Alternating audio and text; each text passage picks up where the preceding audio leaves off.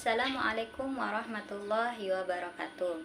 Perkenalkan, nama saya Nadia Masrurah dari kelas 2A. Saya akan menjelaskan materi bahasa Inggris yang pertama tentang pembelajaran berbasis topik. Nah, dengan pembelajaran berbasis topik ini, seorang guru akan mudah menghubungkan pembelajaran dengan minat anak, pembelajaran akan lebih fokus, kemudian anak menjadi cepat paham, dapat mengatur ulang sesuatu sesuai dengan minat anak, kemudian dapat waktunya itu bisa sesuai dengan kemauan guru. Nah, dalam pembelajaran berbasis topik ini, hal-hal yang perlu dilakukan yaitu yang pertama, menentukan topik apa yang akan dibahas. Nah, topik ini pada dasarnya bisa seorang guru yang memilihkan, tapi untuk lebih baik topik yang dibahas itu sesuai dengan minat anak. Nah, sesuai dengan minat anak. Terus yang kedua, tentang waktu perencanaan. Nah, kita menentukan berapa waktu yang dibutuhkan untuk menyelesaikan suatu topik yang telah kita pilih tersebut. Nah, kemudian mengumpulkan bahan. Di sini itu kita mengumpulkan bahan-bahan yang diperlukan atau alat-alat yang diperlukan ketika kita melakukan kegiatan pembelajaran tentang topik tersebut.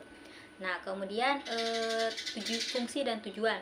Dalam pembelajaran topik itu, topik yang kita pilih itu tidak boleh keluar dari pembelajaran topik yang kita pilih. Harus topik itu tidak boleh keluar gitu. Nah, kemudian metode dengan diharapkan juga dengan pembelajaran topik yang kita pilih ini, seorang siswa akan mengetahui apa yang dia suka dan apa yang tidak dia suka. Kemudian metode dan kegiatan, yaitu kegiatan dalam proses pembelajaran topik. Kemudian penilaian. Nah, di dalam penilaian ini ada dua penilaian, yaitu proses penilaian, proses asesmen dan last assessment, yaitu penilaian di akhir dan penilaian dalam ketika berproses. Nah, contoh sederhana dalam pembelajaran berbasis topik yaitu misalnya topiknya tentang makanan. Nah, kan di sana kita menentukan topik, nah itu topiknya tentang makanan. Nah, kemudian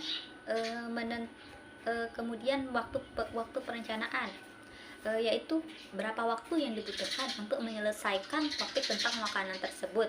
Nah, lalu mengumpulkan bahan-bahan yang diperlukan ketika kita melakukan kegiatan topik tentang makanan tersebut.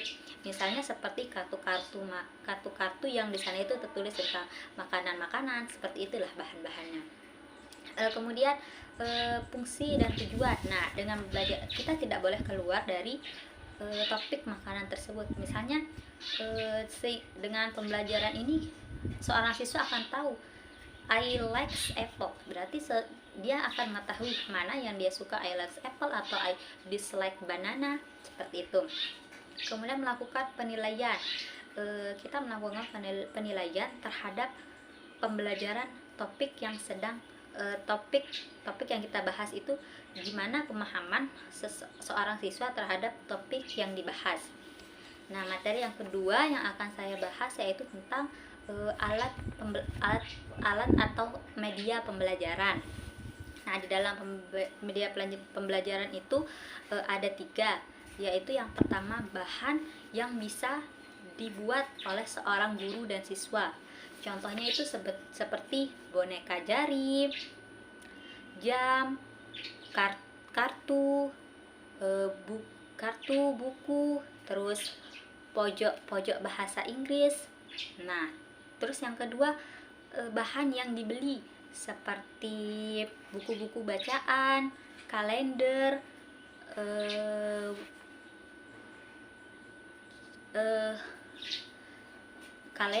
terus kaset. Nah, terus yang dikumpulkan, bahan yang dikumpulkan oleh siswa. Nah, misalnya topiknya itu kan tentang makanan. Nah, berarti kita akan menyuruh anak didik kita itu untuk membawa makanan, misalnya seperti membawa pisang. Nah, dengan pisang itu bisa kita jadikan sebagai media atau bahan dalam pembelajaran tersebut. Mungkin sekian dari materi yang bisa saya sampaikan. Wassalamualaikum warahmatullahi wabarakatuh.